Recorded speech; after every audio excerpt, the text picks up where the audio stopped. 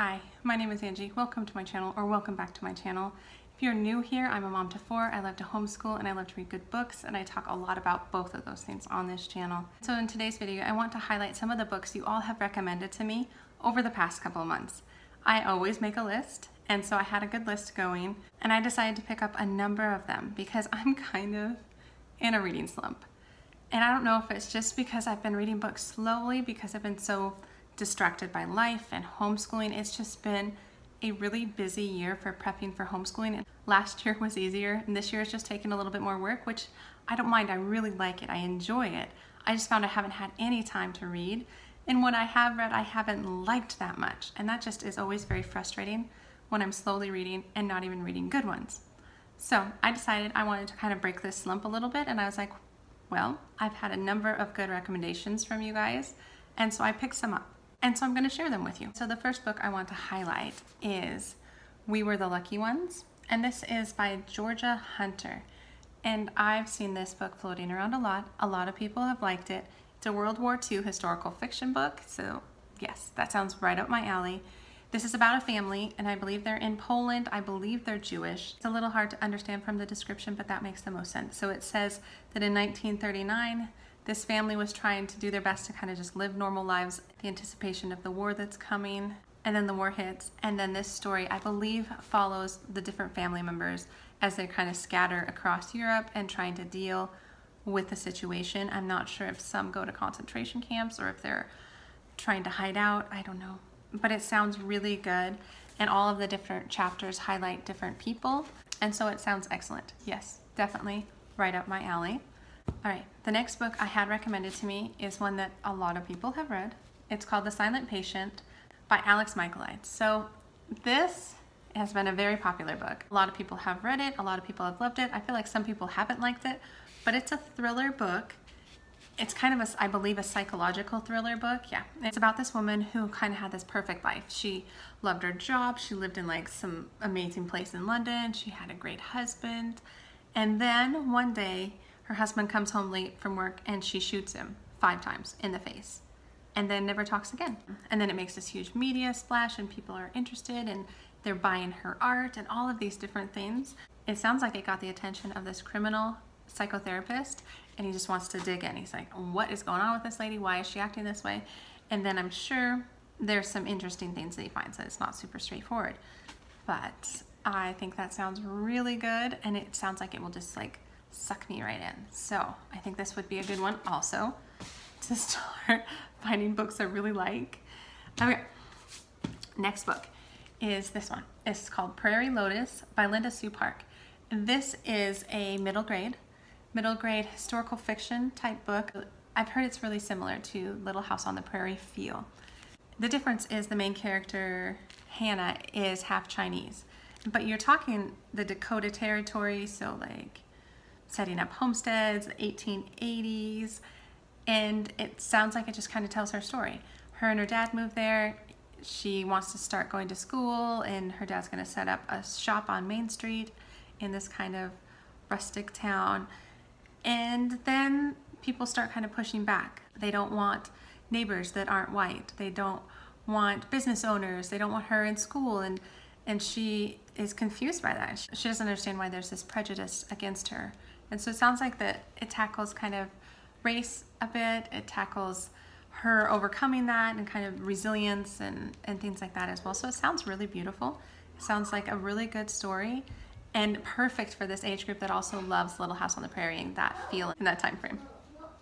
So that's a good option. I wonder what my twins are getting into. Hold on. The next book I was recommended looks really good. I think this was in response to how much I love the Bear and the Nightingale trilogy. And so I was recommended this book. It's called Dark and Deepest Red by Anna Marie McLemore. And so this is kind of a historical fantasy or fantasy historical fiction, something like that. So it's a dual timeline. So it starts in the 1500s and present day, and there's something strange going on. So it starts with, in the summer of 1518, there's this sickness that sweeps across Russia, I think. Nope, France. And women start dancing in the street, but they can't stop. And some of them even like dance themselves to death. So it starts to be really scary. People start talking about witchcraft and demons and things like that. And then it ends. It doesn't say in the description how it ends, but then it says that in the present day, there's a girl, Rosella, who finds a beautiful pair of red shoes. She puts them on and then they won't come back off. They're kind of stuck on her, and then she starts uncontrollably dancing. And then it sounds like the shoes draw her to this boy, and this boy understands what's going on because it's part of his family history. And it sounds like he was part of the family that got blamed for what happened in the 1500s. And then I think the book kind of works through what is going on. And so that just sounds really fun. I'm not sure if it's YA or not. It sounds a little bit more YA, but I will see. I love the fantasy kind of magical elements within current modern places, so like France or Russia or things like that. So I have found that that's more my niche within fantasy. I don't like when it's a whole world that I can't understand, but when maybe it's our world, I don't know. That's what I'm learning about myself. So this sounds like something I would like, so I'm jazzed to pick this one up. Another one that someone mentioned that I would love, I actually already own, and I just haven't read it yet, and that is The Woman in the Window by A.J. Finn. So I've had this for a while, and it looks really good, and I don't know why I haven't picked it up. It is about a woman in New York City, and she is kind of a recluse. Yeah, she doesn't like to leave her apartment for whatever reason. I'm sure that gets worked out in the book, but it sounds like she stays in, and she tends to drink too much wine, and she tends to spy on her neighbors. And that's kind of a pastime for her. And so then a family moves in, I don't know, next door, across the street, something like that. And she watches them and she deems them as like this perfect family. And then she witnesses something. And then she asks, like, questions herself if she really saw it, did she imagine it, did she drink too much? And then it goes from there. And I think it just sounds really good. I've been intrigued by this story for so long, so I think this would be an excellent one to pick up, even though I know like everybody's read it like 5 years ago or something like that, but it looks really good. And the last book on my list also I think comes a little bit from The Bear and the Nightingale. It is called Walk on Earth, a Stranger, and it's by Ray Carson. And this one sounds really interesting. It's about this girl who, she has this wonderful family, she has this wonderful home and all these things, but she has a secret. And it sounds like her secret is that she can sense gold in the world. So she can sense deep veins of gold or nuggets of gold, things like that, as she walks across the surface of the earth. And it sounds like she has used that in the past to provide for her family during kind of harsh winters, but never to draw really any attention to herself for obvious reasons. And then it sounds like something happens. I'm not sure what. And then she has to flee. She flees to California where gold has been discovered. And the story goes from there. And I really don't know what it's about per se, but it does sound really interesting. I thought the cover was really pretty. So yeah, that could be another good book. And so it's just really fun. It's fun to look back through my list of all the books you guys have recommended to me. And I was just thinking this could help me break my reading slump or just start reading some better books.